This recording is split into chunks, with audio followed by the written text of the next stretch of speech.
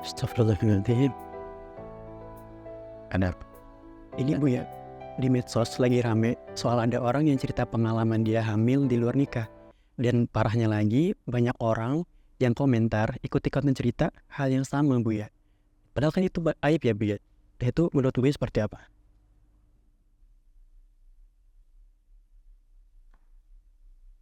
pertama itu untuk semuanya, nasihat untuk semuanya. Kita orang yang pertama beragam, dan harus kita yakini bahwasanya agama itu membimbing dan membawa kepada kebaikan dan kemudian.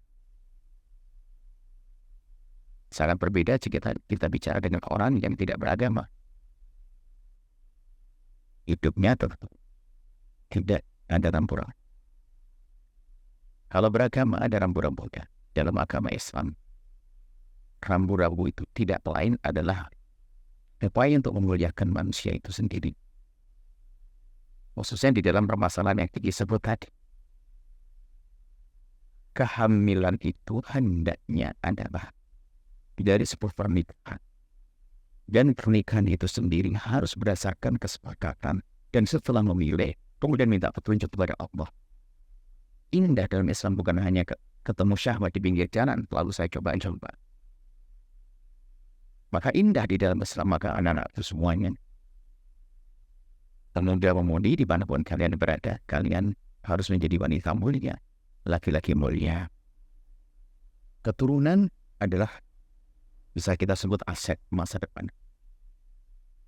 Maka keturunan kita upayakan keturunan yang baik. Dengan pasangan yang baik, dengan cara yang baik. Untuk melahirkan keturunan yang baik. Bukan dengan cara yang. Kalau ternyata ada satu budaya atau kebiasaan, atau mohon maaf, satu kejadian lalu dianggap biasa. Tentu kita harus bisa memilah dan memilih mana kebiasaan yang baik. Yang jelas kalau kita melihat kejadian semacam ini, kita mendoakan semoga orang-orang seperti itu diberi kesadaran oleh Allah. Karena kami yakin, seyakin-yakinnya mereka juga umat baginda Nabi atau orang yang ingin mulia. Hanya saat ini salah berpikir, salah bergaul, atau salah dia mendapatkan informasi sehingga menjadi semacam itu. Bicara tentang kehamilan, orang hamil itu, ya, fitrah manusia rindu untuk hamil, wanita mulia. Memang ada kutub ya. Sementara ada orang yang ingin kehamilan terserah dengan cara apa saja. Yang penting bahasa punya anak, yang penting punya anak. Ada sisi lain, ada kelompok yang tidak ingin menikah, bahkan juga tidak ingin hamil. Dua-duanya adalah harus kita cermati dengan pandangan penuh hikmah dan kasih. Yang tidak mau menikah dan kemudian tidak ingin punya keturunan, dia punya masalah mental. Harus dikasih sayang, dibenahi. Ada satu sisi lain adalah yang tidak peduli, yang penting aku bisa senang-senang hamil.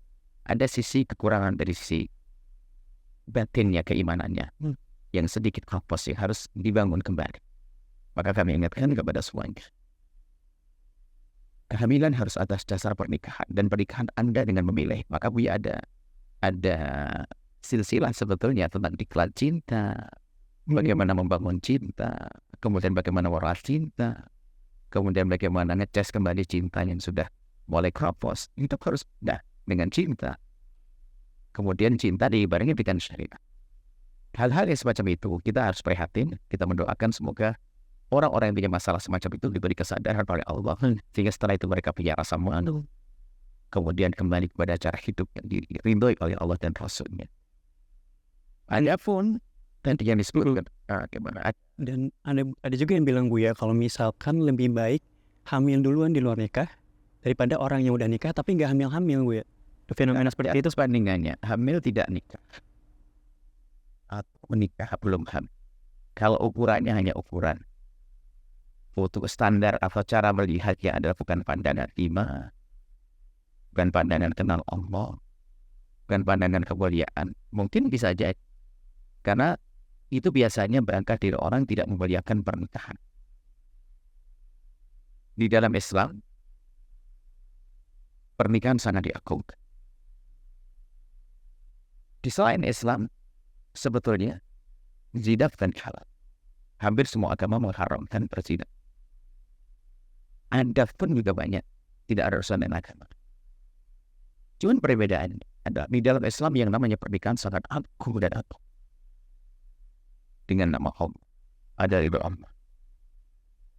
Maka sebagian atau mungkin ada agama lain atau keyakinan lain yang tidak mengagungkan atau kebiasaan yang tidak mengagungkan pernikahan, tidak mengagungkan pernikahan, sehingga kualitas pernikahan menjadi. Dan di saat pernikahan itu turun, sehingga tidak dirasa sejajar dengan zina. Sehingga setelah itu orang tidak peduli apakah aku berzina atau menikah. Makanya kesadaran bahwasanya nikah adalah agung ini penting. Kalau dia menganggap pernikahan adalah agung, ada nama Allah, ridho Allah, baik yang belum menikah atau sudah menikah, dia akan mengagungkan ini pernikahan susah masuk wilayah zina. Sehingga mereka, orang yang mungkin agama selain Islam, tidak mengatakan zina halal, cuman nikah tidak terlalu diagungkan sehingga martabat nikah semakin turun, sehingga mereka tidak sadar apakah saya harus zina dulu atau nikah. Nah, kadang permasalahannya ya, dia diri orang tua yang pada hakikatnya Bab lain. Jadi ini penting. Pertama harus agungkan pernikahan. Setelah orang mengagungkan pernikahan susah terjebak dalam hal-hal yang disebutkan tadi. Ada ridho Allah, ada kemuliaan di hadapan Allah, keturunan yang mulia. Dan zina adalah kehinaan yang panjang kisahnya. Zina adalah kehinaan yang panjang kisahnya. Orang non-muslim masuk Islam mu'alaf, seorang cucu masih punya kebanggaan. Tapi jika terjerumus dalam zina, kalau bicara kakeknya berzina, neneknya berzina, itu nempel di jidat sampai kapanpun. Maka perzinaan itu ada aturan lain yang kepleset dalam zina, jadi bukan diberitakan, disebarkan dan sebagainya. Jangan sampai budaya tadi menyebar bahwasanya hamil dulu. Kemudian kalau menikahnya jadi korban siapa banyak kan laki-laki hanya pengen bersenang-senang biasa. Perempuan direndahkan. Hanya urusan syahwat saja. Sehingga bagaimana membangun keindahan rumah tangga? Karena apa? Bisa jadi tidak hamil dengan ini, cari laki-laki yang lain dan seterusnya.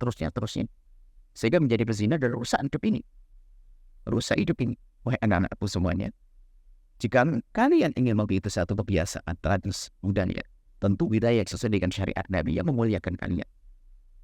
Yang jelas orang semacam itu perlu dikasih sayangi. Kita bimbing, kita ambil dengan penuh kelembutan. Bukan kita indahkan, bukan untuk kita caci.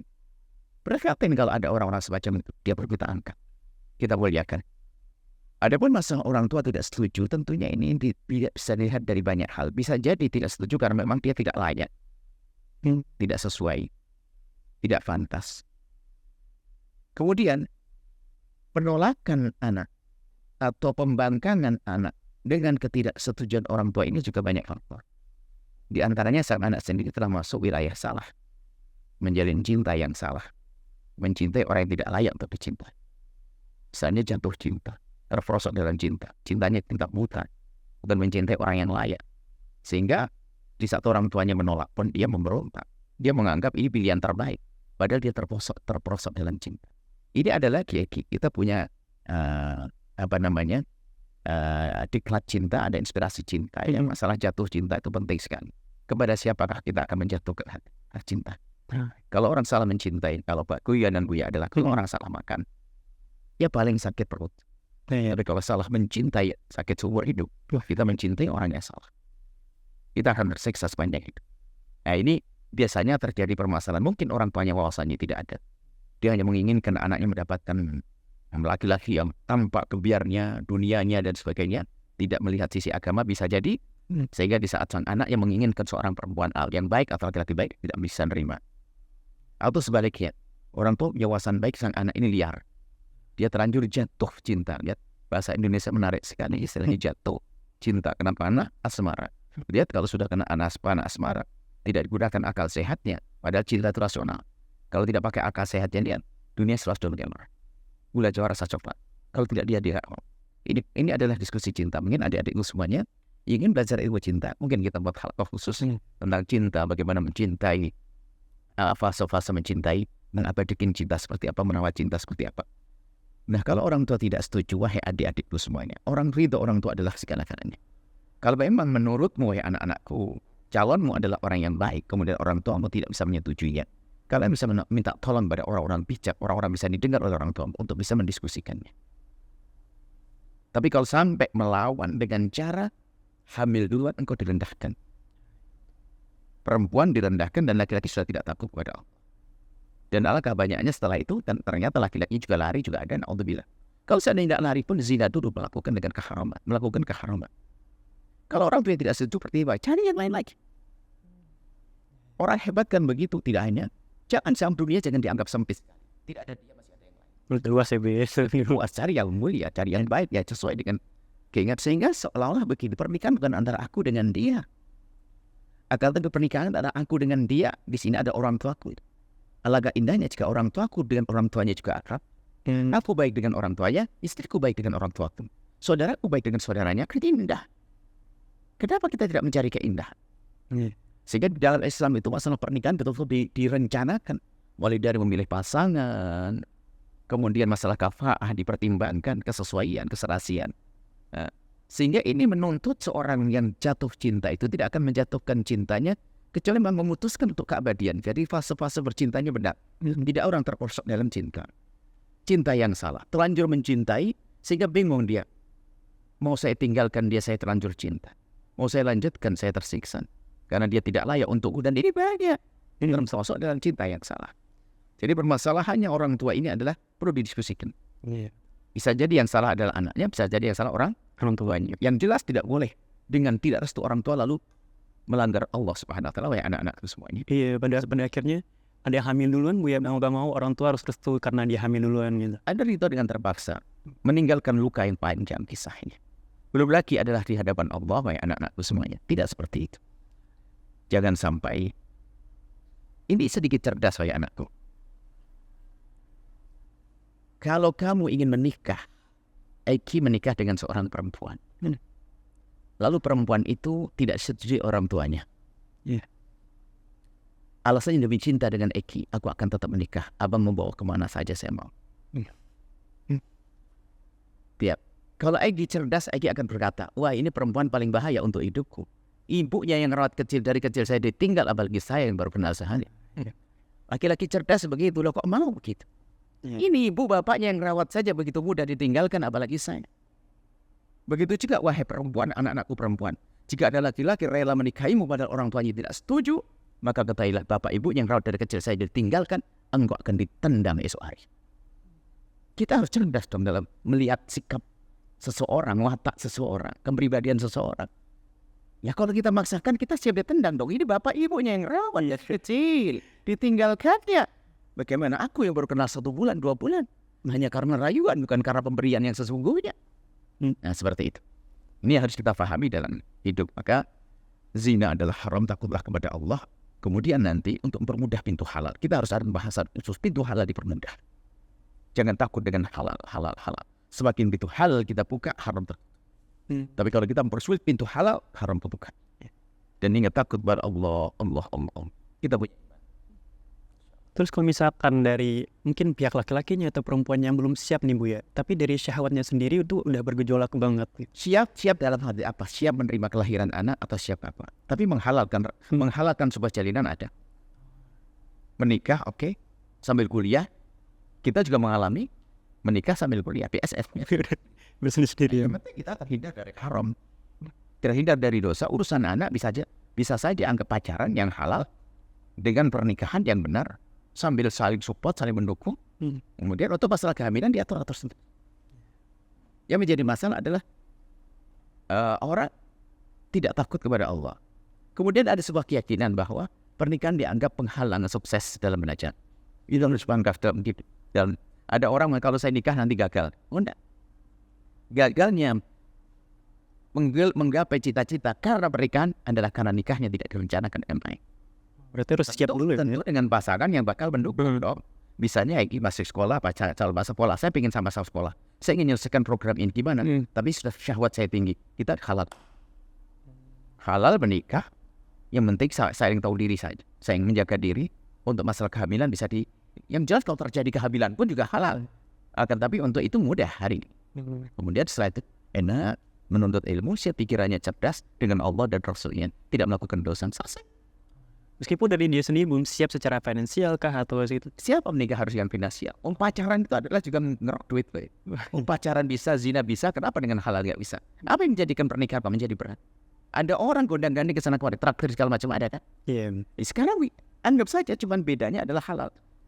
Iya. Akidnya saja jadi halal. Sama-sama oke. Kau berangkat dengan uang sakuku sendiri, aku berangkat dengan uang sakuku sendiri. Yang penting kita tidak melanggar Allah. Akan terbangun karena apa? Saya yakin, istriku ternyata orang yang soleha.